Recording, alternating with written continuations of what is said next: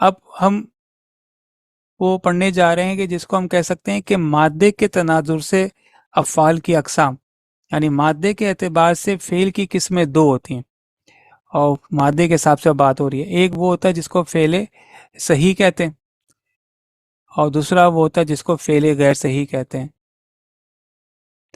تو ٹھیک ہے، حروف مادہ کے اعتبار سے فعل دو طرح کا ہوتا ہے، فعل صحیح اور فعل غیر صحیح۔ صحیح وہ ہوتے ہیں جن میں حرف صحیح ہو اور وہ ایک بار آئے، حرف صحیح ان کے مادے میں ایک بار آئے۔ اور حرف صحیح کیا ہوتا ہے؟ اگر 28 حرف تہجی ہیں عربی کے اندر، تو اس میں سے حمزہ، واو اور یا، ان تینوں کو ہٹا دیں۔ اب جو 25 رہ گئے وہ 25 مادے میں ان 25 میں سے کوئی آئے اور وہ ریپیٹ نہ ہو۔ حرف صحیح وہ ہوتے ہیں کہ جن میں، یعنی فعل صحیح وہ ہوتے ہیں جن کے مادے میں حرف صحیح ہو اور وہ ریپیٹ نہ ہو۔ تو اب تک جتنے بھی ہم نے مادے پڑھے وہ اسی طرح پڑھے، جیسے کاف، تا اور با، یا قاف، تا اور لام، یا جیم، لام اور سین وغیرہ۔ تو یہ جتنے بھی مادے ہیں ان میں آپ دیکھیں حرف صحیح آتا ہے، ان میں نہ حمزہ ہے، نہ واو ہے، نہ یا ہے، اور یہاں حرف صحیح ریپیٹ بھی نہیں ہو رہے۔ اب اگر حرف صحیح ریپیٹ ہو جائیں، یا حرف صحیح ریپیٹ ہو جائیں، یا ان کے مادے میں حمزہ آ جائے، یا حرف صحیح ریپیٹ ہو جائیں، حرف صحیح دو بار آ جائیں، یا ان کے مادوں میں واو آ جائے، یا آ جائے، یا دونوں آ جائے، تو اب یہ غیر صحیح کہلاتے ہیں۔ پہلے غیر صحیح کیا ہے کہ جن میں حرف صحیح دو بار آ جائے، یعنی جیسے را، با اور با۔ اب یہ با اور با جو ہے یہ حرف صحیح ہے، مگر یہ دو بار آ گئے، تو اب ان کو غیر صحیح کے ذیل میں ڈال دیا گیا۔ یا ان کے مادے میں حمزہ آ جائے، جیسے حمزہ، کاف، لام، اکلا، یا ان کے مادے میں واو آ جائے، یا آ جائے، جیسے کاف، واو اور لام، یا با، یا اور عین۔ تو یہ جو ہے وہ غیر صحیح کہلاتے ہیں۔ اب ان کے کچھ قاعدے ہیں کہ جب حمزہ آ جائے مادے میں تو اس وقت کیا تبدیلی آتی ہے، جب حرف صحیح دو بار آ جائے تو اس وقت کیا تبدیلی ہوتی ہے، جب واو آ جائے یا آ جائے اس میں کیا تبدیلی ہوتی ہے۔ جب مادے میں حمزہ آ جائے تو ایسے مادے کو محموز کہتے ہیں، محموز، یا انشاءاللہ ابھی ہم آگے جو ہے وہ مختصر پڑھیں گے۔ تو جس مادے میں حمزہ آ جائے وہ محموز ہو جاتا ہے، جس مادے میں حرف صحیح دو بار آ جائے وہ مضاعف کہلاتا ہے، اور جس مادے میں واو یا دونوں آ جائے تو وہ فعل معطل کہلاتا ہے۔ فعل معطل سے مراد ہے کہ حرف علت واو ہوتا ہے اور یا ہوتا ہے، واو اور یا حرف علت کہلاتے ہیں۔ جیسے ہمارے استاد نے سمجھایا تھا کہ حرف علت بیمار کرنے والے حرف، یہ واو اور یا جو ہے یہ مادے کو بیمار کر دیتے ہیں اور پھر ان کو صحیح کرنا ہوتا ہے۔ تو جس مادے میں حمزہ آ جائے اس کو محموز کہتے ہیں، جس مادے میں حرف صحیح دو بار آ جائے ان کو مضاعف کہتے ہیں، اور جس مادے میں حرف علت ایک یا دو بار آ جائے، بس ایک بار بھی آ جائے تو بھی ان کو فعل معطل کہتے ہیں۔ اب ان سب کے اپنے الگ الگ قاعدے ہیں۔ یہ تو ہم ایک مختصر سا کر رہے ہیں، اور کرنے کی وجہ یہ کہ بہرحال قرآن پاک میں اس کا استعمال ہوتا ہے، جس کی وجہ سے ہمیں پتہ ہونا چاہیے، کم سے کم اتنا معلوم ہو جائے کہ اس کا مادہ وہ نہیں ہے جو ہم سمجھ رہے ہیں بلکہ دوسرا ہے۔ یعنی ان سے یہ معلوم چل جاتا ہے کہ اس کا مادہ جو فوری طور پہ ہمیں نظر آ رہا ہے وہ نہیں ہے۔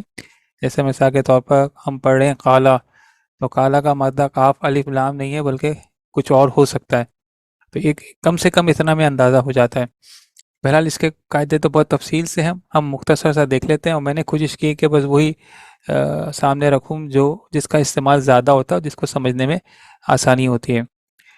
تو فعل صحیح اور غیر صحیح کا ہم نے کل سمجھا تھا کہ اگر 28 حروف تہجی ہیں عربی کے اندر تو اس میں سے 3 نکال دیں تو 25 حروف تہجی جو رہ جاتے ہیں وہ حروف صحیح کہلاتے ہیں۔ اور فعل صحیح وہی ہوتا ہے کہ جس میں حمزہ، واو اور یا کے علاوہ جو 25 حروف صحیح ہیں اس کے مادوں میں وہ موجود ہوں، یعنی فعل صحیح کے مادوں میں حمزہ، واو اور یا نہیں ہوتا، فعل صحیح کے مادوں میں حرف صحیح ہوتا ہے، اور وہ بھی اس شرط کے ساتھ کہ ایک حرف صحیح دو مرتبہ نہ آئے، جیسے قاف، تا، لام، جیم، لام، سین، کاف، تا، با وغیرہ۔ اگر حرف صحیح دو مرتبہ آ جائے تو پھر وہ فعل صحیح کے لسٹ میں سے نکل جاتا ہے۔ تو فعل غیر صحیح کو ہم 3 حصوں میں تقسیم کر سکتے ہیں۔ اول وہ کہ جن کے مادوں میں حرف صحیح 2 مرتبہ آ جائے، دوسرا یہ کہ اس کے مادوں میں حمزہ آ جائے، اور تیسرے ان کے مادوں میں واو آ جائے یا آ جائے۔ اب یہ بھی ہو سکتا ہے کہ کسی مادے میں حمزہ بھی آ جائے اور حرف علت بھی آ جائے، حرف علت کہتے ہیں واو و یا کو۔ تو بہرحال مادے میں اگر حمزہ آ جائے یا حرف صحیح، ایک ہی حرف صحیح 2 بار آ جائے، یا حرف علت آ جائے واو و یا، تو یہ فعل غیر صحیح کہلاتا ہے۔ تو کسی فعل کے عرف مادے میں، اب ہم چل رہے ہیں حمزہ کی طرف، یعنی جس کے مادے میں حمزہ آ جائے، تو جس مادے میں حمزہ آ جائے اس کو محموز کہتے ہیں، اور جس مادے میں حرف صحیح 2 مرتبہ آ جائے ان کو مضاعف کہتے ہیں، اور آگے پھر اس کی ہم تفصیل پڑھ لیں گے انشاءاللہ۔ فعل معطل اس فعل کو کہتے ہیں جن کے مادوں میں واو آ جائے یا آ جائے، یا دونوں آ جائے، اور اس کی تفصیل پہ انشاءاللہ آگے دیکھ لیں گے۔ تو محمود وہ فعل ہوتا ہے جس کے مادے میں حمزہ آ جائے، جیسے سین، حمزہ اور لام۔ یہ جو سعالہ ہے اس میں چونکہ حمزہ آ گیا اس لیے ہم اس کو محموز کہتے ہیں۔ اب اس کی مزید کلاسیفیکیشن اس طرح ہے کہ اگر فا کلمے کی جگہ حمزہ آ جائے، جیسے حمزہ، کاف اور لام، تو حمزہ یہاں پر فا کی جگہ آیا ہے تو اسے محموز الفا کہتے ہیں۔ اگر حمزہ جو ہے وہ عین کلمے کی جگہ آ جائے، جیسے سین، حمزہ، لام، سعالہ، تو یہ محموز العین ہو جاتا ہے۔ اور اگر حمزہ جو ہے وہ لام کلمے کی جگہ آ جائے، جیسے قاف، را اور حمزہ، تو یہ محموز اللام ہوتا ہے۔ تو محموز الفا، محموز العین اور محموز اللام۔ عموماً تبدیلی جو ہے وہ ایسے مادے میں ہوتی ہے جس میں حمزہ فا کلمے کی جگہ آ جائے، جسے محموز الفا کہتے ہیں، اور اس میں کچھ تبدیلیاں لازمی ہوتی ہے اور کچھ تبدیلیاں اختیاری ہوتی ہیں۔ یعنی اختیاری سے مراد ہے کہ وہ تبدیلی ہو بھی سکتی ہے اور نہیں بھی ہو سکتی ہے۔ تو جو لازمی تبدیلیاں ہیں وہ 2 ہیں۔ پہلی یہ کہ اگر کسی کلمے میں 2 حمزہ ایک ساتھ آ جائیں، پہلا متحرک ہو اور دوسرا ساکن ہو، یعنی 3 صورتیں ہو سکتی ہیں کہ پہلا متحرک ہو اور دوسرا ساکن ہو، یعنی پہلے پر یعنی حمزہ زبر والا آ جائے اور حمزہ ساکن ہو، یا حمزہ پر پیش آ جائے، حمزہ ساکن ہو، حمزہ پہ زیر آ جائے اور حمزہ ساکن ہو۔ تو پہلا 2 حمزہ ایک ساتھ ہو، پہلا متحرک اور دوسرا ساکن ہو، تو دوسرے حمزے کو پہلے حمزے کی حرکت کے موافق حرف علت میں بدل دیں گے۔ یعنی جیسے پہلے حمزے پر اگر زبر ہو تو دوسرا حمزہ جو ہے وہ الف میں بدل جائے گا، یہ اس طرح ہو جائے گا۔ اور پہلے حمزے پر اگر پیش ہو، دوسرا حمزہ اگر ساکن ہو تو یہ اس طرح ہو جائے گا۔ پہلے حمزہ پہ زیر ہو، دوسرا حمزہ ساکن ہو تو پھر یہ اس طرح ہو جائے گا۔ جیسا مثال کے طور پر ایک وزن ہے افعال، باب افعال کا، اس پر اس کا حمزہ اپنا میں موجود ہے، اور اگر اس کے پر مادہ ڈالیں حمزہ، میم اور نون، تو حمزہ جو ہے وہ فا کلمے کی جگہ آیا ہے۔ اب یہ ہماری کنڈیشن سامنے آ رہی ہے کہ 2 حمزہ ساتھ ہو، پہلا متحرک ہو، دوسرا ساکن ہو، تو ایسی صورت میں دوسرے حمزے کو پہلے حمزے کی حرکت کے موافق بدل دیں گے۔ تو پہلے حمزے پر زیر ہے، دوسرا حمزہ ساکن ہے، تو زیر کی مناسبت یا سے ہوتی ہے، تو یہ دوسرا حمزہ جو ہے وہ یا میں بدل گیا، ایمانن ہو گیا۔ 2 حمزہ ساتھ ہو، پہلا حمزہ متحرک ہو، دوسرا حمزہ ساکن ہو، تو افعلوا پر اگر حمزہ میم نون ڈالیں تو پہلے والا حمزہ پیش ہے، تو دوسرے حمزے کو پیش کے موافق حرف علت میں بدل دیں گے، اور پیش کی موافقت جو ہے وہ واو سے ہوتی ہے، تو دوسرا حمزہ جو ہے وہ واو میں بدل گیا، تو یہ اومنا ہو گیا۔ اچھا، اگر حمزہ مفتوحہ کے بعد جب الف آتا ہے، یعنی اگر اس طرح آ جائے تو اس کی صورت یہ ہو سکتی ہے، یعنی یہ پھر اس طرح ہو جائے گا نا، یہ پھر اس طرح ہو جائے گا، تو اس کی صورت یہ ہے کہ اگر اس طرح بھی لکھا جا سکتا ہے، اور الف پر کھڑی زبر بھی لکھا جا سکتا ہے، اور الف پر مد بھی لکھا جا سکتا ہے، قرآن پاک میں اس طرح آ سکتے ہیں۔ تو پہلا قاعدہ یہ ہے کہ 2 حمزہ ساکن ہو، پہلا متحرک دوسرا ساکن، دوسرے ساکن جو حمزہ ہے اس کو پہلے حمزہ کے حرکت کے مطابق حرف علت میں بدل دیں گے۔ اگر زبر ہو تو الف میں بدل دیں گے، اگر زیر ہو تو دوسرے کو یا سے بدل دیں گے، اگر پہلے پر پیش ہو تو دوسرے کو واو سے بدل دیں گے۔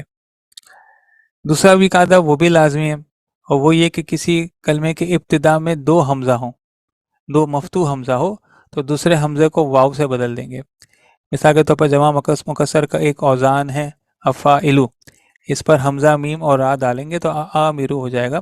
اب یہ دوسرا حمزہ جو ہے، یہ دونوں کنڈیشن ہمارے سامنے آ رہی ہے کہ دونوں مفتوح حمزہ ہیں، تو دوسرے کو واو سے بدل دیں گے اور یہ اوامرو ہو جائے گا۔ اسی طرح حمزہ خا اور را ہے، اس کو افاعلو کے وزن پر آخرو بن جائے گا، دو مفتوح حمزہ ساتھ ہیں تو دوسرے کو واو سے بدل دیے اواخر ہو گیا۔ ہم نوٹ کر رہے ہیں کہ یہ تو تبدیلیاں آتی ہیں یہ اصل میں پڑھنے میں آسانی کے لیے آتی ہیں، تو آمرو پڑھنا مشکل ہے تو اوامرو کر دیا ہے، آخرو پڑھنا مشکل ہے تو اواخرو کر دیا ہے۔ یہ تو دو قاعدے وہ ہو گئے جو کہ لازم ہیں ماموز کے۔ اب اور آپ نے دیکھیں کہ آپ نوٹ کیجئے کہ یہ جو دونوں قاعدے ہیں ان کا تعلق اس صورت میں ہوتا ہے جب دو حمزہ ساتھ ہوں۔ اب جو اختیاری قاعدے ہیں ان میں ایک حمزہ ہوتا ہے، یعنی کہ جب کسی لفظ میں ایک حمزہ آیا ہو۔ قاعدہ نمبر 3 کیا ہے کہ اگر حمزہ ساکن ہو اور اس کے ما قبل حمزہ کے علاوہ، یعنی تو طے ہے نا کہ اب تو ہم قاعدہ پڑھ رہے ہیں وہ تو ایک حمزہ کے متعلق ہے، تو اگر حمزہ ساکن ہو اگر اس کے علاوہ اس کے ما قبل کوئی دوسرا حرف متحرک ہو تو ایسی صورت میں حمزہ کو ما قبل کے حرکت کے موافق حرف میں تبدیل کر دینا جائز ہے، جیسے رأسن ہے، اور یہ حمزہ ساکن ہے، اس سے پہلے زبر آ رہا ہے تو یہ حمزہ کو اب الف سے بدل دیا، یہ پہلے حمزہ کہلا رہا تھا اب یہ الف کہلا رہا ہے۔ زئبن، اب زئبن پڑھنا بھی صحیح ہے اور زیبن پڑھنا بھی صحیح ہے، اسی تو اختیاری قاعدہ کہہ رہے ہیں ہم۔ مومنون پڑھنا بھی صحیح ہے اور مومنون بھی پڑھنا صحیح ہے۔ یہاں بھی یہی ہوا ہے کہ حمزہ ساکن ہے، اس سے پہلے پیش ہے تو اس حمزہ کو واو میں بدل دیا اور یہ واو ہو گیا۔ اچھا اب یہاں بھی یہ نوٹ کر لیجیے، یہ جو واو پر حمزہ لکھا ہوا ہے یہ حمزہ ہے واو نہیں ہے، اور یعنی یہ اس طرح ہے میم، یہ اس طرح ہے۔ اب لکھنے کا طریقہ یہ ہے کہ اگر حمزہ کو اس طرح نہیں لکھتے بلکہ اس کا طریقہ یہ ہے کہ اگر ساکن حمزہ سے پہلے پیش آ رہا ہو تو یہ یوں کر دیا جاتا ہے، جس کو ہمارے استاد کہتے تھے کہ واو حمزہ کی کرسی ہے، یعنی حمزہ اس طرح لکھا نہیں جاتا، اگر ساکن حمزہ سے پہلے پیش ہو تو حمزہ کو واو کے اوپر لکھ دیا جاتا ہے۔ تو ہم اس کی اسپیلنگ جو ہے اس صورت میں، یا اس کو ہم اسپیلنگ کریں گے میم حمزہ میم نون، میم واو میم نون کریں گے نہیں کریں گے بلکہ میم حمزہ میم نون۔ ہاں جب یہ حمزہ تبدیل ہو کر واو میں آ گیا تو اب ہم اس کو اسپیلنگ کریں گے میم واو میم نون، مگر اس کا مادہ وہی رہے گا حمزہ میم اور نون۔ تو ساکن حمزہ سے پہلے اگر پیش ہو اور ہم لکھنا چاہ رہے ہیں تو پھر اس کو واو کے اوپر لکھ دیں گے، ساکن حمزہ سے پہلے اگر زیر ہو تو اس کو یا پر لکھ دیں گے، اگر ساکن حمزہ سے پہلے الف ہو تو اس کو حمزہ پہ لکھ دیں گے۔ تو جیسے یہاں پر تھا یہ راسن، یہ ہم را الف اور سین نہیں پڑھیں گے بلکہ را حمزہ اور سین پڑھیں گے، الف کے اوپر حمزہ لکھ دیا گیا، اور پھر یہ جب تبدیل ہو گیا تو اب یہ ہم پڑھ رہے ہیں را الف اور سین۔ اسی طرح زئبن کو ہم پڑھ رہے تھے زال حمزہ اور با، اور جب تبدیل ہو گیا تو پھر یہ ہو جائے گا زال یا اور با۔ تو تیسرا قاعدہ تو یہ ہو گیا کہ ساکن حمزہ سے پہلے کوئی حرف متحرک ہو تو اس حمزہ کو اپنے ما قبل کے حرکت کے موافق حرف میں بدل دیں گے۔ اور اگلا قاعدہ یہ ہے کہ جو حمزہ واو ساکن یا یا ساکن کے بعد آئے تو اسے اسی حرف علت میں بدل کر ادغام کر دیں گے۔ جو حمزہ واو ساکن یا یا ساکن، یعنی واو ساکن کے بعد آئے یا ساکن کے بعد آئے، اس حمزہ کے متعلق بات ہو رہی ہے، تو اسے اسی حرف علت میں بدل کر ادغام کر دیں گے۔ ادغام کرنے سے مراد ہے کہ ان دونوں کا ملاپ کر دیں گے۔ تو یہ یہاں پر ہے خطیئتن، خطیئتن ہے جو حمزہ واو ساکن یا ساکن کے بعد آ جائے، یہ یا ساکن کے بعد آیا، اس حمزہ کو یا میں تبدیل کر دیا، یہ ہو گیا خطیئتن، اب ان دونوں یا کا ادغام ہو گیا تو یہ خطیئتن ہو گیا۔ اور پانچواں قاعدہ یہ ہے کہ مفتوح حمزہ کے ما قبل حرف پر، مفتوح حمزہ سے مراد ہے کہ زبر والا حمزہ، اس کے ما قبل حرف پر ضمہ یا کسرہ ہو، پیش ہو یا زیر ہو تو حمزہ کو ما قبل کی حرکت کے مطابق تبدیل کر سکتے ہیں، یہ بھی اختیاری قاعدہ ہے۔ ایسے حضوءن ہے، یہاں جو حمزہ ہے اس سے ما قبل پیش ہے، تو مفتوح حمزہ سے پہلے اگر پیش آ جائے یا زیر آ جائے تو اس مفتوح حمزہ کو تبدیل کیا جا سکتا ہے۔ تو یہ حمزہ کو ہم نے پیش کے موافق حرف علت واو میں بدل دیا، اور یہ کیونکہ پیش کی مناسبت واو سے ہوتی ہے تو واو میں بدل دیا اور یہ بن گیا حضوون۔ اسی طرح نبی ان، حمزہ سے پہلے یا ہے، اس حمزہ کو پھر یا میں تبدیل کر دیا، دو یا ہو گئے اور پھر ان کا ادغام ہو گیا تو یہ ہو گیا نبیین۔ تو دو محموز کے لازمی قاعدے ہیں اور 3 محموز کے اختیاری قاعدے ہیں۔ اچھا محموز میں کچھ ایکسیپشنز ہیں، حمزہ خا اور زال اخذ یا خضو کا امر بننا چاہیے تھا او خس، مگر قرآن پاک میں استعمال ہوتا ہے خس۔ اسی طرح اکل یا کلو کا امر بننا چاہیے تھا او کل، مگر قرآن پاک میں استعمال ہوتا ہے کل۔ اسی طرح قرآن پاک میں سألہ سے امر سل بھی بنتا ہے اور اس ال بھی بنتا ہے۔ یہ کچھ ایکسیپشنز ہیں جو آپ کے سامنے موجود ہیں۔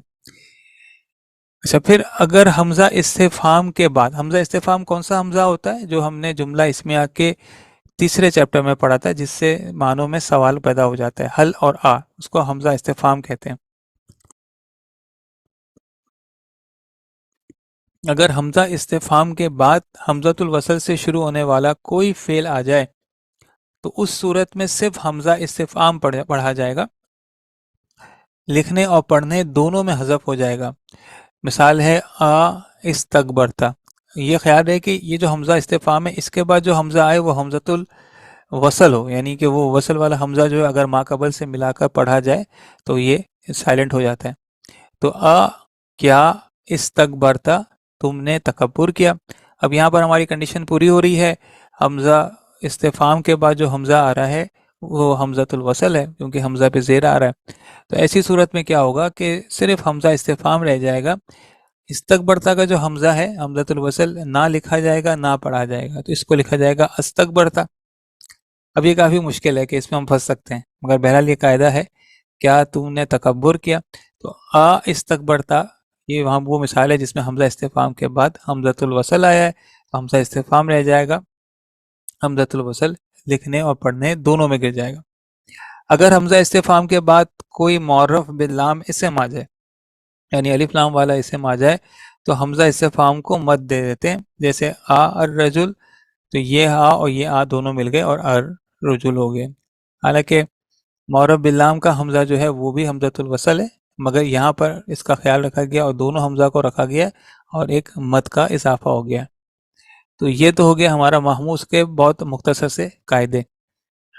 پھر کچھ الفیبٹس، کچھ حروف ایسے ہیں جن کا مخرج ایک ہی ہوتا ہے، جن کو ہم مخرج اور قریب المخرج حروف کہتے ہیں، اور اس کا قاعدہ یہ ہے، پہلا قاعدہ یہ ہے کہ باب افتعال کا فا کلمہ، اچھا اب ان نے پریشان نہیں ہونا، بس ایک گو تھرو ہم کر رہے ہیں، کیونکہ بہرحال قرآن پاک میں اس طرح ہوتا ہے تو ہم صرف ایک نظر دیکھ رہے ہیں اس کو، تاکہ اگر ہم کہیں پھنس جائیں تو ہمیں اندازہ ہو جائے کہ یہ ناقص، یہ افعال ناقصہ میں سے یا فعل ناقصہ میں سے آیا ہے، یہ ذہن میں رہے۔ ہم پڑھ اسی لیے رہے ہیں کہ ضروری نہیں کہ ہر قاعدے یاد رہیں، مگر یہ ہمیں دیکھ کر اندازہ ہو جائے کہ یہ آسان والے نہیں ہیں بلکہ ان میں کوئی تبدیلی بھی ہے۔ تو پہلا قاعدہ یہ ہے کہ باب افتعال کا فا کلمہ اگر دال، زال یا زا میں سے کوئی حرف ہو تو باب افتعال کی تا تبدیل ہو کر وہی حرف بن جاتی ہے جو فا کلمہ پہ، پھر اس پر ادغام کے قواعد کا اطلاق ہوتا ہے۔ مثلا دخلا باب افتعال میں اتخلا ہو جائے گا، افتعالہ کے وزن پر اتخلا۔ اب قاعدہ کیا ہے کہ باب افتعال کا فا کلمہ اگر دال، زال میں سے کوئی حرف ہو، تو یہاں پہ وہ قاعدہ آ گیا نا، باب افتعال کا فا کلمہ اگر دال یا زا میں سے کوئی حرف ہو، تو یا دال آ گیا تو پھر یہ کیا ہوگا، باب افتعال کی تا تبدیل ہو جائے گی، تو یہ جو تا ہے باب افتعال کی، یہ تبدیل ہو کر دال بن جائے گی اور یہ ادخلا ہو جائے گا۔ پھر اس کے بعد ہم نے پڑھا تھا کہ ادغام کا قواعد کا اطلاق ہوتا ہے، تو یہ دونوں دال آپس میں مل گئے اور یہ ادخلا ہو جائے گا۔ اسی طرح ذکرہ سے، یہ ادغام کا قاعدہ کیا ہوتا ہے کہ مثل یہ جو پہلا ہے یہ ساکن ہے اور دوسرا جو ہے متحرک ہے، تو یہ اپنی حرکت پہلے والے کو منتقل کر کر خود ساکن ہو جاتا ہے اور پھر یہ ان کا آپس میں ادغام ہو جاتا ہے۔ اسی طرح ذکرہ سے استقرہ، یہ ذکرہ سے باب افتعال سے استقرہ ہو جائے گا، قاعدے کے مطابق زال آ گیا فا کلمے کی جگہ، تو یہ دونوں زال ہو گئے اور پھر ان کا ادغام ہو گیا اور یہ اس ذکرہ ہو جائے گا۔ دوسرا قاعدہ یہ کہ باب افتعال کا فا کلمہ اگر صاد، ضاد، طا، ظا میں سے کوئی حرف ہو تو باب افتعال کی تا تبدیل ہو کر طوا بن جاتی ہے، ایسی صورت میں ادغام کی ضرورت نہیں پڑتی الا یہ کہ فا کلمہ بھی طوا ہو۔ مثلا باب افتعال صاد با را سے استبرا بن جائے گا، تو قاعدے کے مطابق یہ جو تا ہے یہ طوا میں تبدیل ہو جاتی ہے۔ باب افتعال کا فا کلمہ اگر صاد، ضاد، طا، ظا میں سے کوئی حرف ہو، فا کلمہ، تو اب یہ فا کلمہ جو ہے وہ صاد ہے، تو اب یہ تا تبدیل ہو کر طوا بن جائے گی، تو یہ بن جائے گا استبرا۔ اسی طرح ضاد را سے باب افتعال میں اس طرح را کے بجائے اس طرح را، اور یہ دونوں را کا آپس میں ادغام ہو گیا تو یہ اس طرح ہو گیا، اور طا، لام اور عین سے یہ اطلاع بن گیا، اور اس کے بعد ان دونوں یہ تا جو ہے وہ طوا میں تبدیل ہو گیا، اطلاع ہو گیا، پھر دو طوا کا ادغام ہو گیا اور یہ پھر اطلاع ہو گیا۔ اس کے بعد جو تیسرا قاعدہ ہے وہ ان کا تعلق 10 حروف سے ہے، قاعدہ یہ ہے کہ باب تفاعل یا باب تفاعل کی فا کلمہ پر اگر مذکورہ بالا حرف میں سے کوئی حرف آ جائے تو ان ابواب کی تا تبدیل ہو کر وہی حرف بن جاتی ہے جو فا کلمے پر آیا ہے۔ اس کے بعد ان کے ادغام کا قواعد کا اطلاق ہوتا ہے۔ اب دونوں ابواب کے الگ الگ مثالیں، باب تفاعل بھی ہے اور باب تفاعل میں کیا قاعدہ ہے کہ فا کلمے پر اگر ان میں سے کوئی حرف آ جائے تو ان ابواب کی تا تبدیل ہو کر وہی حرف بن جاتی ہے جو فا کلمے پر آئی ہے۔ مثال کے طور پر زال، کاف اور را، یہ باب تفاعل سے تذکرہ بنتا ہے، تو یہ زال آ گیا۔ ہمارا یہ تھا کہ اگر باب تفاعل کے فا کلمے پر زال آ جائے تو یہ زال آ گیا، تو یہ جو تا جو ہے یہ تبدیل ہو کر وہی حرف بن جائے گی، تو یہ بن جائے گا زا ذکرہ۔ اب یہ دونوں ملے ہیں تو ان دونوں کا ادغام ہو جائے گا جو کہ پڑھا نہیں جا رہا، تو پڑھنے کے لیے کیا لگا دیں گے؟ حمزہ تو وصل لگائیں گے اور یہ اس ذکرہ ہو جائے گا۔ تو کیا تھا اور کیا بن گیا، اس فرق کو اچھی طرح نوٹ کرنا ضروری ہے کہ باب افتعال میں اس ذکرہ اور باب تفاعل میں اس ذکرہ آتا ہے۔ اسی طرح سا، قاف اور لام سے باب تفاعل میں تساکلا بنتا ہے، یہ تا تبدیل ہو کر سا بن جائیں گے، سساکلا ہو جائے گا، دونوں کا ادغام ہو جائے گا تو یہ ساکلا ہو جائے گا، پڑھنے میں نہیں آ رہا تو یہ اس ساکلا ہو جائے گا۔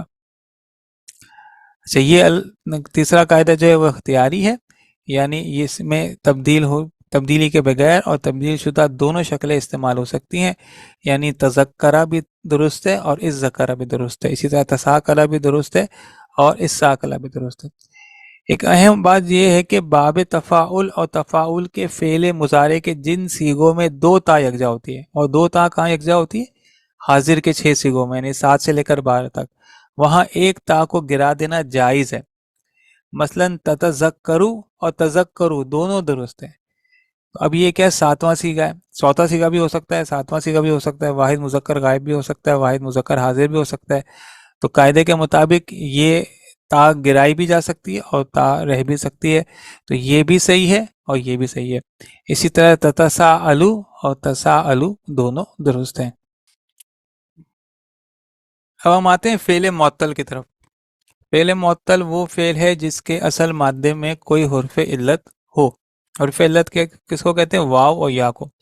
بعض کتابوں میں حرف علت میں الف کا بھی اضافہ ہو جاتا ہے، تو بعض کتابوں میں لکھا ہے کہ الف بظاہر تو حرف علت نہیں ہے، حرف علت تو واو و یا ہے، مگر عموماً واو و یا جب تبدیل ہوتے ہیں تو الف میں تبدیل ہو جاتے ہیں، تو اس لیے الف کو بھی بعض جگہوں پہ حرف علت میں شامل کر دیا گیا ہے، حالانکہ حرف علت دو ہی ہیں، واو اور یا۔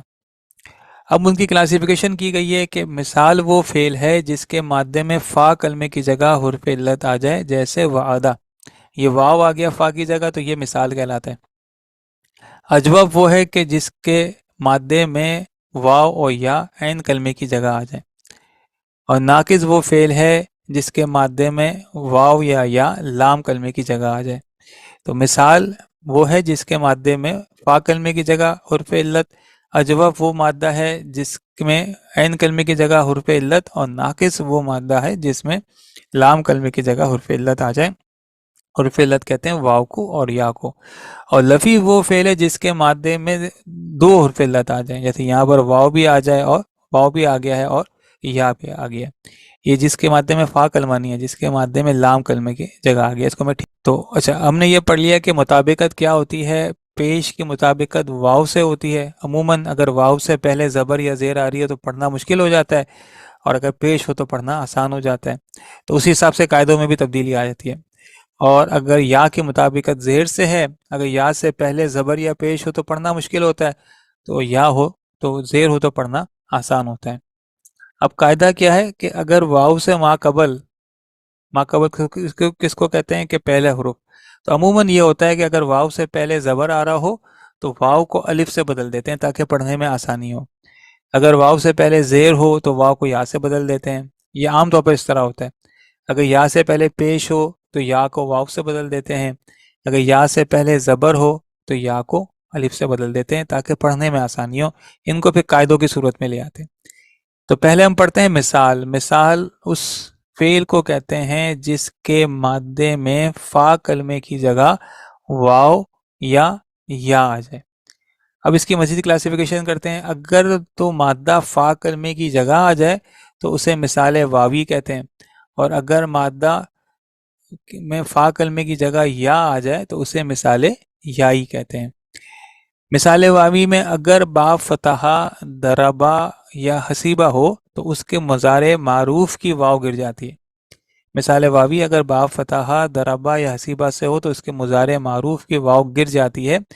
مثلاً وہبا با فتحہ سے اس کا مضارع یفعلو کے وزن پر یوہبو بننا چاہیے، مگر قاعدے کے مطابق واو گر گئی اور یہبو ہو گیا۔ وعدہ سے یوعدو کے بجائے یعیدو، وریثہ سے یورثو کے بجائے یریثو ہو جائے گا۔ تو یہ تو ہوگی اچھا اب اس قاعدے کا اطلاق کہاں کہاں ہوگا؟ اس قاعدے کا اطلاق باب سمیع کے ان افعال پر بھی ہوگا جن کے مادے میں حرف حلقی آ جائیں، جیسے وسیع، اس کا مضارع یوسعو کے بجائے یسعو۔ باب سمیع کے اچھا یہ تو صرف باب سمیع کے ان ابواب میں ہوگا جن میں حرف حلقی آ جائے، ان کے علاوہ دیگر ابواب مادوں میں نہیں ہوگا۔ تو ایک مطلب پھر دیکھ لیں، باب فتحہ درابہ حسیبہ میں تو لازماً مضارع کی واو کلمے کو گرا دیا جاتا ہے، جبکہ باب سمیع کے انہی مادوں میں واو گرایا جاتا ہے جس مادے میں حرف حلقی آ جائیں۔ یہ تو پہلا قاعدہ ہو گیا۔ دوسرا قاعدہ یہ ہے کہ واو ساکن کے ما قبل اگر کسرہ ہو یعنی زیر ہو تو واو کو یا میں بدل دیتے ہیں، اور اگر یا ساکن سے پہلے پیش ہو تو یا کو واو میں بدل دیتے ہیں۔ مثلا یو جلو کا فعل امر علامت مضارع ہٹا دیں، حمزہ زیر والی لگا دیں، لام کو ساکن کر دیں تو یہ امر ایوجل بنتا ہے۔ واو ساکن سے پہلے زیر ہے قاعدے کے مطابق، تو یہ واو یا میں بدل جائے گا اور یہ بن جائے گا ایجل۔ تیسرا قاعدہ یہ کہ باب افتعال میں مثال کی فا کلمے کی واو یا کو تا میں تبدیل کر کر افتعال کی تا میں مدغم کر دیتے ہیں۔ یہ بات نوٹ کر لیں کہ واو کو تبدیل کرنا لازمی ہے جبکہ یا کی تبدیلی اختیاری ہے۔ مثلا واو صاد لام سے باب افتعال میں ماضی معروف اتصلا بنتا ہے۔ قاعدہ کیا ہے کہ اس کو واو کو تا میں تبدیل کر دیں گے تو یہ بن جائے گا اتصلا، اور پھر ان کا ادغام ہو جائے گا اتصلا۔ یہ تو ہو گیا لازمی قاعدہ، اور اختیاری قاعدہ یا میں ہے۔ باب افتعال سے ای تسرا، یا سین اور را، تو ای تسرا قاعدے کے بغیر بھی چلتا ہے اور قاعدے کے ساتھ بھی چلتا ہے، یعنی اتسرا، یعنی یا تبدیل ہو گئی تا میں، دونوں تا کا ادغام ہو گیا اور یہ اتسرا ہو گیا۔ یہ مثال کے بعد یہ دو تین ہی قاعدے موجود ہیں۔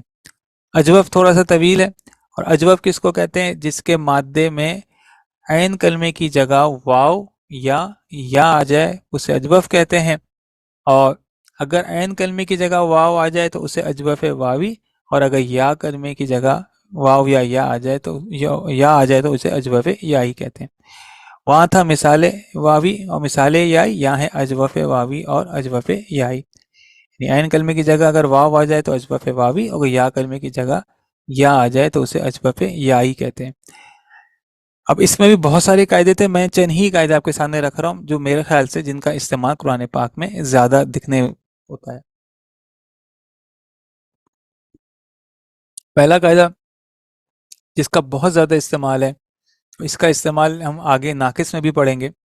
اگر حرف علت متحرک ہو اور اس کے ما قبل زبر ہو تو حرف علت کو الف میں تبدیل کر دیتے ہیں۔ مثال کے طور پہ باب نصرہ سے قاف واو لام، ماضی کا پہلا صیغہ فعلہ کے وزن پر بننا چاہیے قولا، مگر یہاں قاعدے کے مطابق حرف علت متحرک ہے اور ما قبل زبر ہے تو حرف علت الف میں تبدیل ہو گیا اور قولا سے بن گیا قالا۔ اسی طرح با یا عین حرف علت متحرک ہے، ما قبل زبر ہے تو حرف علت الف میں تبدیل ہو گیا اور یہ ہو گیا با۔ نیلا حرف علت متحرک ہے، ما قبل زبر ہے تو حرف علت الف میں تبدیل ہو گیا۔ اچھا اب یہ تو ہو سکتا ہے، خیر یہ تو بہت آسانی سے مثال کے طور پر ہم لیتے ہیں کہ سپوز کریں ہمارے سامنے قالا آیا ہے اور ہم مادہ تلاش کر رہے ہیں ڈکشنری میں قاف الف اور لام، یعنی قاف حمزہ اور لام، اور ہمیں پتہ ہے کہ عربک ڈکشنری جو ہے وہ مادوں پر منحصر کرتی ہے، وہ الفابیٹیکل آرڈر سے نہیں آتا۔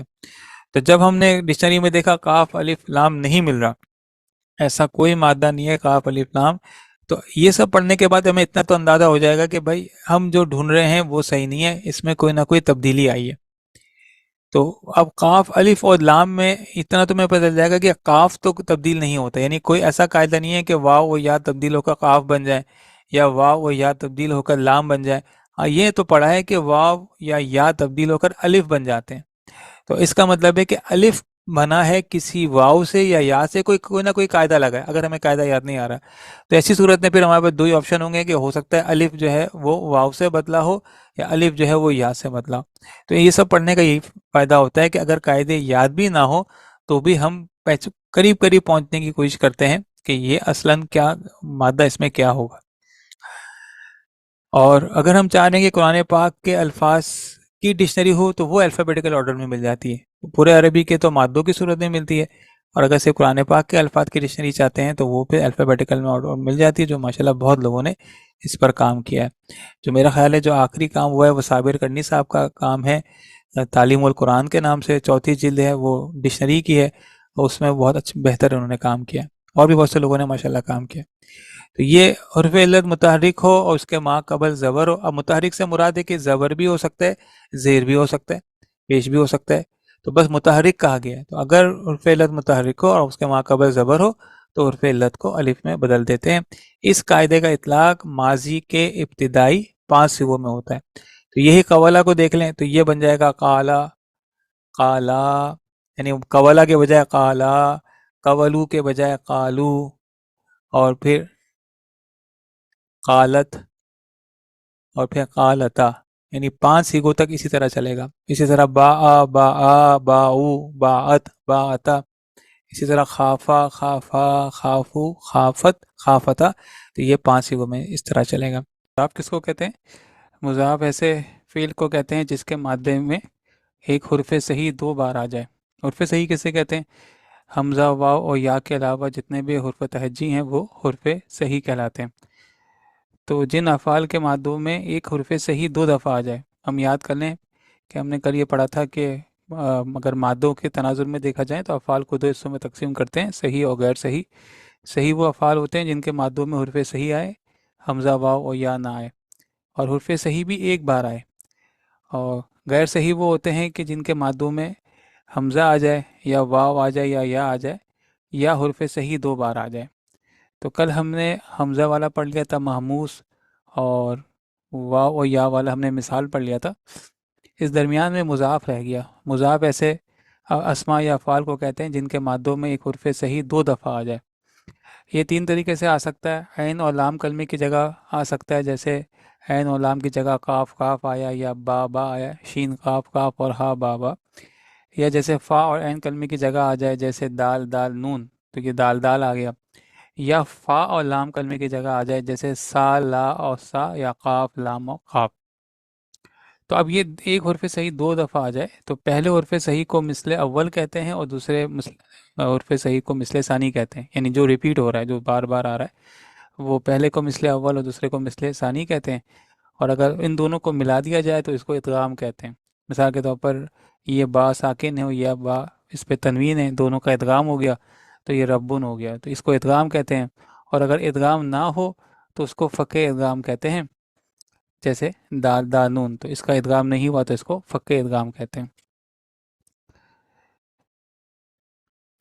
اچھا، اب یہ ادغام کے قاعدے کہاں لگتے ہیں؟ جب مادے کے عین کلمے اور لام کلمے میں اگر آ جائے ایک ہی حرف صحیح 2 بار، تو وہاں ادغام کے قاعدے لگتے ہیں۔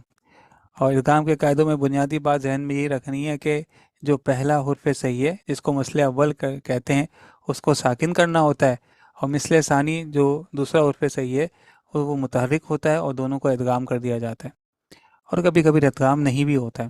آئیے اب ان معاملات کو دیکھ لیتے ہیں۔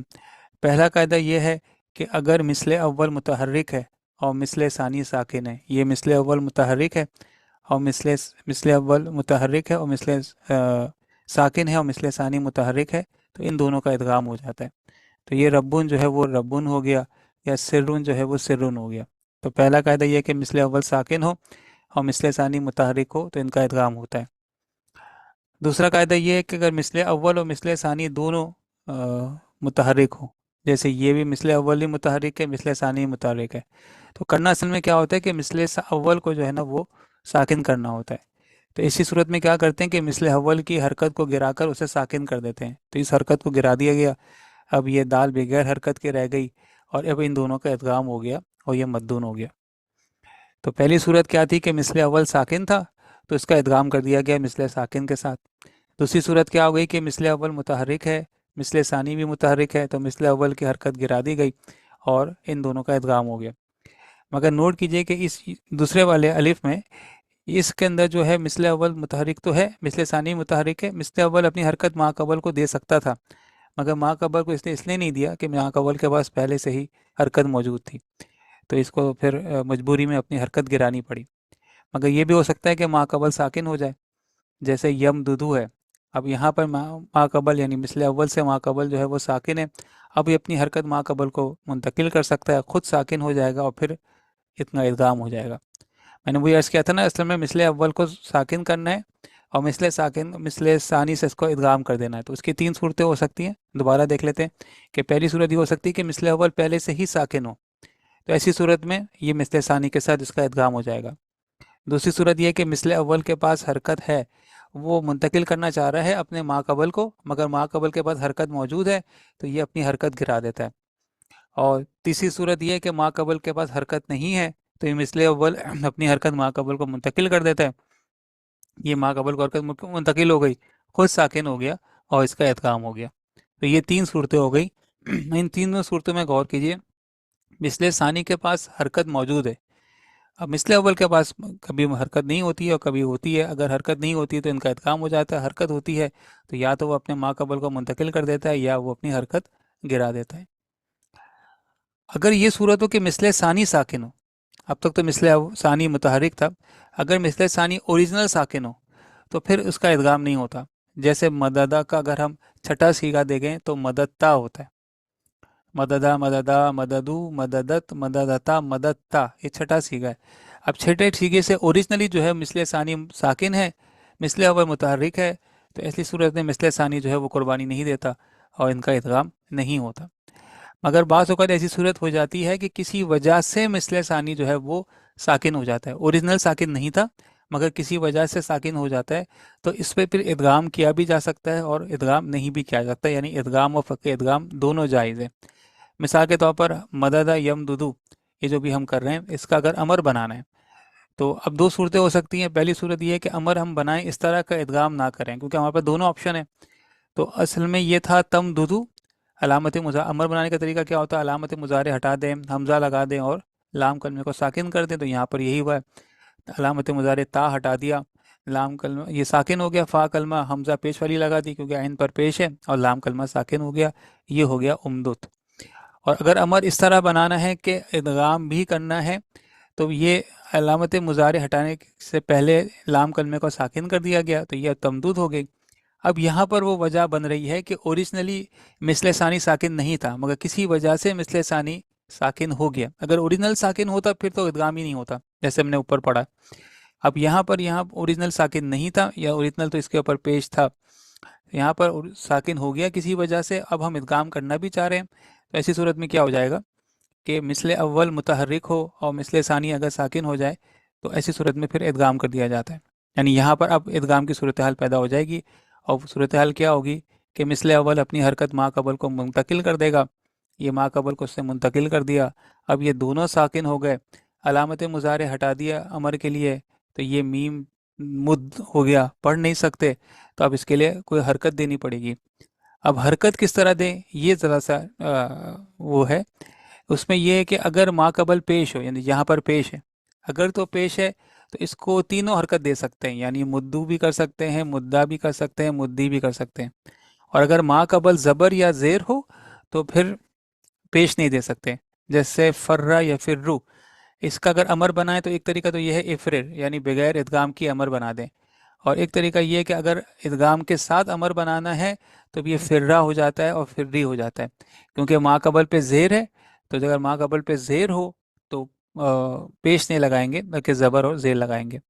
اسی طرح یہ مسا یا مسو ایک طریقہ امر بنانے کا جو ہے وہ امسس ہے، اگر ادغام نہیں کرنا. اگر ادغام کرنا ہے تو پھر یہ مسا بن جائے گا، مسی بن جائے گا، کیونکہ ما قبل پہ زبر ہے. ما قبل پر پیش ہو تو زبر زیر پیش لگا سکتے ہیں، اور اگر ما قبل پہ زبر یا زیر ہو تو پھر زبر یا زیر لگا سکتے ہیں. اور قرآن پاک میں اس طرح بھی ہوتا ہے کہ ایک ہی مادے سے ایک ہی صیغے سے ادغام بھی ہوتا ہے اور بغیر ادغام بھی ہوتا ہے، اور دونوں کے معنی الگ الگ بھی ہوتے ہیں. جیسے مدد ان کے معنی ہے مدد کرنا، اور مد ان کے معنی ہے کھینچنا. مضاف ثلاثی مجرد کے باب فتح اور حسیبہ سے استعمال نہیں ہوتے، جبکہ مزید فی کے تمام ابواب سے استعمال ہوتے ہیں۔ تو یہ پہلا قاعدہ یہ ہے، اور یہ جو اجوف کا پہلا قاعدہ ہے یہ ہمیں ناقص میں بھی ملے گا۔ اجوف کس کو کہتے ہیں؟ جس کے مادے میں یا اور واو اور یا جو ہے وہ عین کلمے کی جگہ ہو۔ مثال کہتے ہیں واو اور یا فا کلمے کی جگہ۔ اجوف اس فعل یا اسم کو کہتے ہیں جس کے مادے میں واو اور یا جو ہے وہ عین کلمے کی جگہ پہ آ جائے۔ تو اب اس کا پہلا قاعدہ کیا ہے کہ اگر حرف علت متحرک ہو اور ما قبل زبر ہو تو حرف علت الف میں بدل جاتا ہے۔ یہ قولہ ہے، حرف علت متحرک ہے یعنی اس پہ زبر ہے، ما قبل پہ بھی زبر ہے تو یہ الف میں آ گیا۔ بیع حرف علت متحرک ہے، ما قبل زبر ہے تو یہ الف میں بدل گیا۔ نیلا حرف علت متحرک ہے، ما قبل زبر ہے، یہ الف میں بدل گیا۔ اسی طرح خفیفہ سے خافہ، طولہ سے طالہ وغیرہ۔ اور یہ ماضی کے ابتدائی 5 سیغوں تک اسی طرح چلتا ہے، یعنی قولا تو اس کا بن جائے گا قالا، کیونکہ وہ کنڈیشن آ رہی ہے نا۔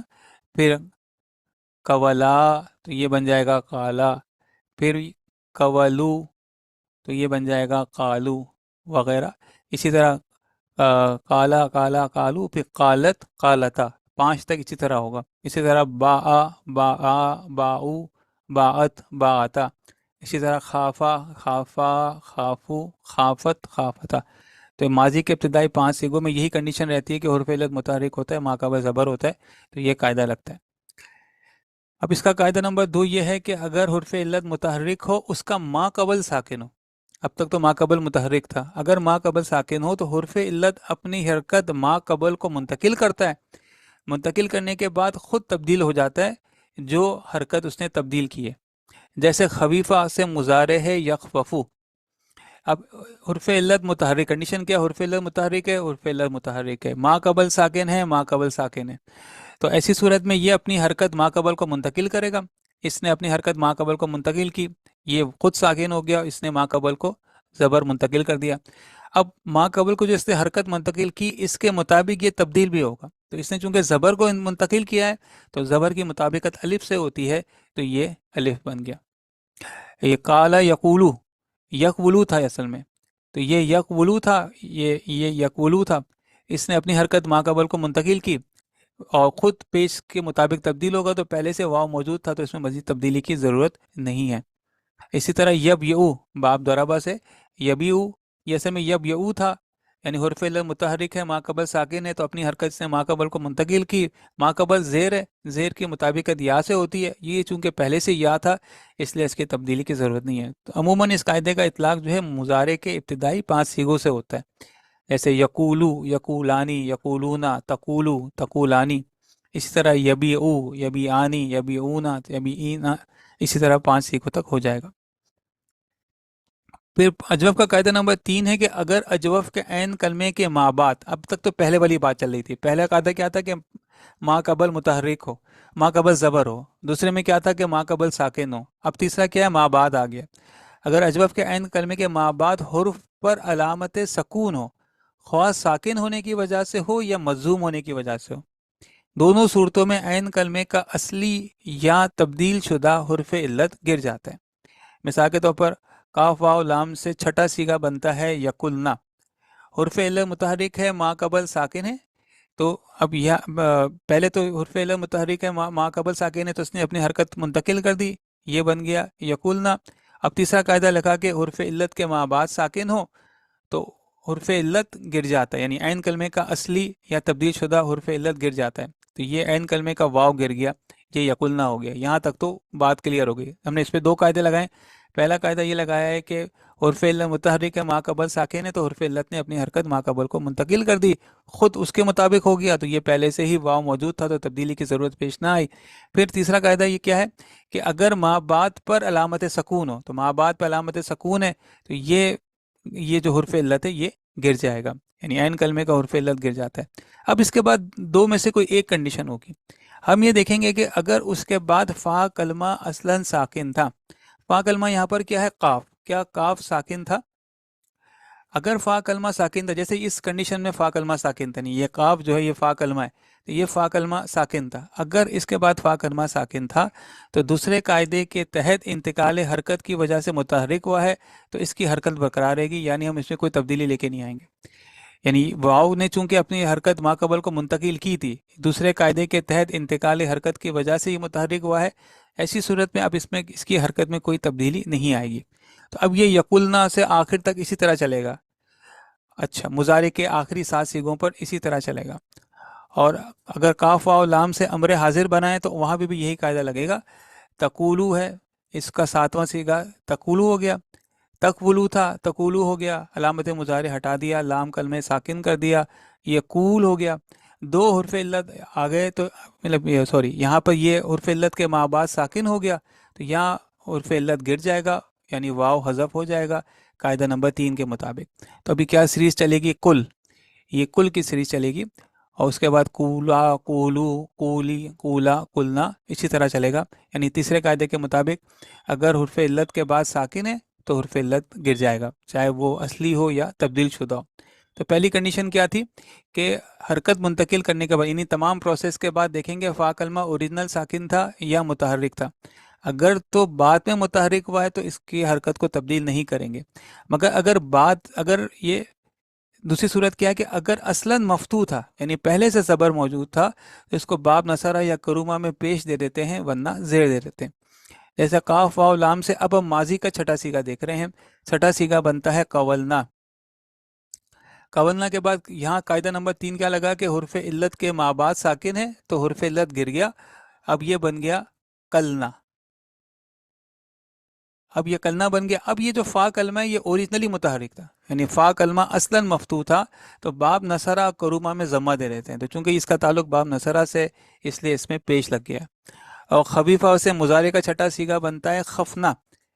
تو یہاں پر چونکہ یہ ہم نے پڑھا ہے کہ اگر باب نصرہ یا کرومہ میں پیش ہے ورنہ زیر لگا جاتے ہیں، تو یہاں پر یعنی یہ بن جائے گا خففنا، واو گر جائے گا، خفنا ہو گیا. اور چونکہ باب کا تعلق باب سمیع سے تو اس کے نیچے زیر لگ گیا، یہ خفنا ہو گیا. اب اس میں اسم الفاعل بناتے وقت حرف علت حمزہ میں بدل جاتا ہے. ثلاثی مجرد میں اسم الفاعل بناتے وقت حرف علت حمزہ میں بدل جاتا ہے. ٹھیک ہے جی، اسم الفاعل بناتے وقت حرف علت حمزہ میں بدل جاتا ہے. جیسے کاف واو اور لام فاعلن کے وزن پر بنے گا کاولن، اور یہ واو حمزہ میں بدل جاتا ہے قائلن. اجوف واوی کا اسم المفعول کا وزن مفعولن سے مفعولن بن جاتا ہے، تو یہ کاف واو لام سے مقبولن کے بجائے یہ مقولن بن جاتا ہے. اجوف یائی کا اسم المفعول صحیح وزن پر مفعولن پہ بھی آتا ہے اور مفعولن کے وزن پہ بھی آتا ہے. اچھا، اور قاعدہ کیا ہے کہ ماضی مجہول میں ضمہ کو کسرہ میں بدل کر حرف علت کو یا ساکن میں تبدیل کر دیتے ہیں. جیسے یہ کاف واو لام اگر اس کا ماضی کا مجہول بنانا ہو تو یہ قیلا ہو جاتا ہے، اور با یا آ سے ماضی مجہول جو ہے وہ بی آ ہو جاتا ہے، یعنی فا کلمے کے نیچے جو ہے وہ زیر لگ جاتا ہے. تو یہ تو اجوف کا قاعدہ ہو گیا جس کے مادے میں واو اور یا جو ہے وہ عین کلمے کی جگہ آ جائے. اب ہم ناقص پڑھ رہے ہیں. ناقص اس ایسے فعل یا اسم کو کہتے ہیں جس میں لام کلمے کی جگہ حرف علت آ جائے، یعنی واو اور یا آ جائے. اور اس کے بھی یہی ترتیب ہوگی، اگر لام کلمے کی جگہ واو ہو تو اسے ناقص واوی کہتے ہیں، اور اگر یا ہو تو اسے ناقص یائی کہتے ہیں. ناقص افعال میں اسما اور ناقص میں مثال اور اجوف کی نسبت زیادہ تبدیلیاں ہوتی ہیں. اس کی وجہ یہ ہے کہ کچھ تبدیلیاں تو ناقص کے قواعد کے تحت ہوتی ہیں اور کچھ گزشتہ اسباق میں پڑھے ہوئے قواعد کا اطلاق بھی ہوتا ہے. اب جیسے کہ ہم نے اجوف کا پہلے قاعدے میں پڑھا تھا، یہاں پہ بھی پہلا قاعدہ یہی ہے کہ اگر حرف علت متحرک ہو اور ما قبل زبر ہو تو حرف علت الف میں بدل جاتا ہے. جیسے باب نصرہ سے دعوہ سے بن گیا دعا، یا سین عین یا با فتح سے یس ایو سے بن گیا یاسا. یہ وہ پہلا ہی قاعدہ ہے، اور اس قاعدے کا اطلاق ماضی معروف کے پہلے اور مضارع معروف کے پہلے، چوتھے، ساتویں، 13ویں اور 14ویں صیغوں پر ہوتا ہے.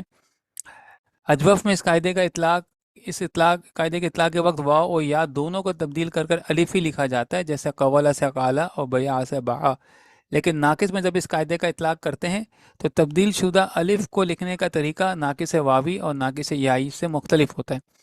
ناقص واوی میں جب واو الف میں بدلتی ہے تو بصورت الف ہی لکھی جاتی ہے، جیسے دعوہ سے دعا، یعنی وہاں بھی قالا بن جاتا تھا، واو الف میں تبدیل ہو جاتا تھا، یہاں بھی جو ہے یہ واو جو ہے الف میں تبدیل ہو گیا دعا. لیکن ناقص یائی میں جب یا الف میں بدلتی ہے تو وہ بصورت الف مکسورہ، یعنی یا پر کھڑی زبر لکھی جاتی ہے، جیسے مشیا سے مشا اور اسیا سے اسا وغیرہ.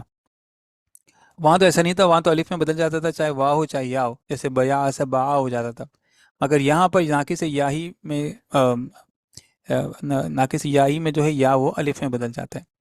البتہ اگر ناقص کے افعال ماضی کے بعد ضمیر مفعولی آ رہی ہو تو واوی اور یائی دونوں میں الف ساتھ لکھا جاتا ہے، جیسے دعاہم، اب یہاں پہ یہ الف بدل گئی، یہ الف میں آ گیا، یہ آسانی، یہاں الف میں یہ بدل گیا اگر تو ضمیر اس کے ساتھ لگ جائے۔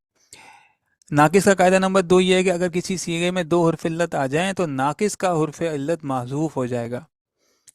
تو یہاں پر لام قاف یا باب سمیہ سے ماضی معروف کا تیسرا صیغہ بنتا ہے لقیو، 2 حرف علت ساکن ساتھ ساتھ ہو گئے، ایک مادے کا ہو گیا، ایک وزن کا ہو گیا، تو ایسی صورت میں ناقص کا حرف علت معذوف ہو جائے گا، یعنی مادے کا حرف علت معذوف ہو جائے گا، یہ یا جو ہے یہ مادے کا حرف علت ہے تو یہ گر گیا اور یہ بن گیا لقیو۔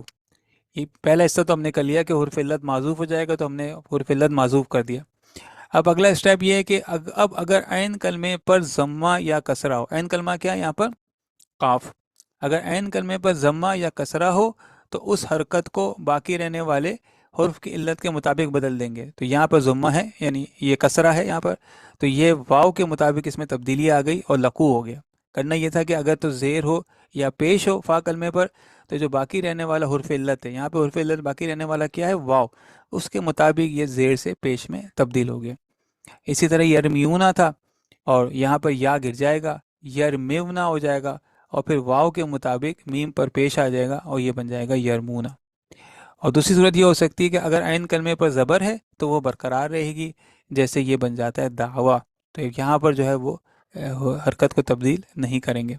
تو یہ ایک اہم قاعدہ ہے کہ اگر 2 حرف علت ساتھ ساتھ آ جائیں تو عموماً جو مادے کا حرف علت ہے وہ معذوف ہو جائے گا، یہ آگے بھی ریپیٹ ہوگا۔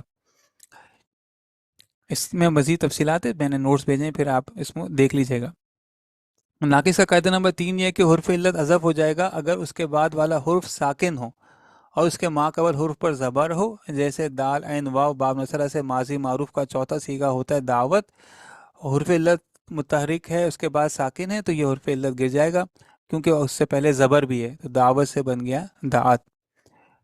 چوتھا قاعدہ یہ ہے کہ پیش والے واو یعنی واو مضموم سے قبل ضمہ ہو اور یائے مضموم سے قبل کسرہ ہو تو یہ ساکن ہو جاتا ہے، جیسے یہ مضارع معروف کا پہلا صیغہ ہے یدعو، تو یہ واو پیش والا ہے، اس سے پہلے بھی پیش ہے تو یہ ساکن ہو گیا یدعو۔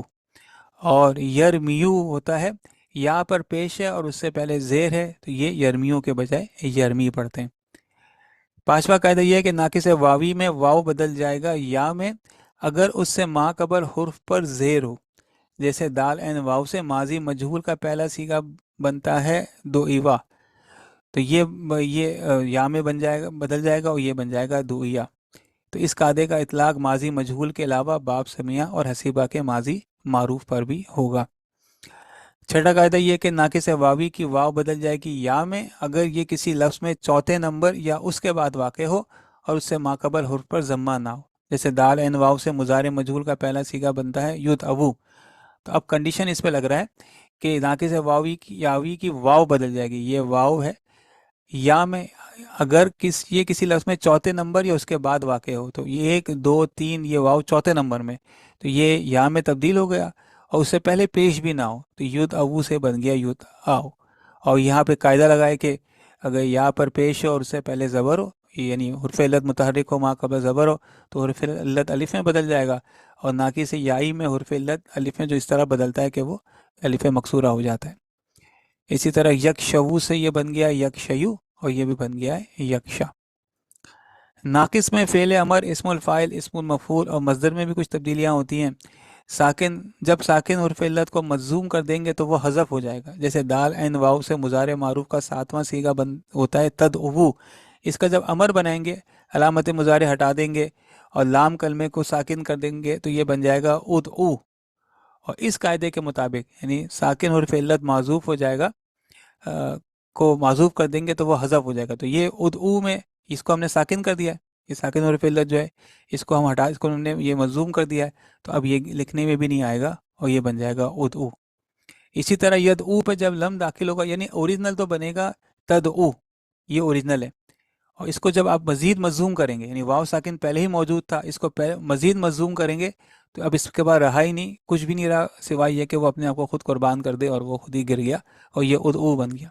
اسی طرح یدعو یا تدعو وغیرہ پہ جب لم لگ جائے گا یعنی مضموم کر دے گا تو اب اس کے پاس کچھ ہے ہی نہیں مضموم ہونے کے لیے سوائے یہ کہ یہ خود ہی اپنے آپ کو قربان کر دے، کیونکہ اس کے بعد واو کے اوپر سکون ہے، اس کے اوپر کوئی اور حرکت نہیں ہے کہ جو یہ مضموم کر دے، نہیں، سکون پر مزید سکون نہیں ہو سکتا سوائے یہ کہ وہ حرف جو ہے وہ گر جائے، تو یہ حرف گر جاتا ہے اور یہ ہو جائے گا لم یدعو۔ اب یہاں پر ہمیں پہچاننا ہے کہ یدعو دراصل یدعو ہے، ہم یہاں نہ سمجھیں کہ یہ پہلا سیغہ ہے مگر یہ تیسرا سیغہ ہے۔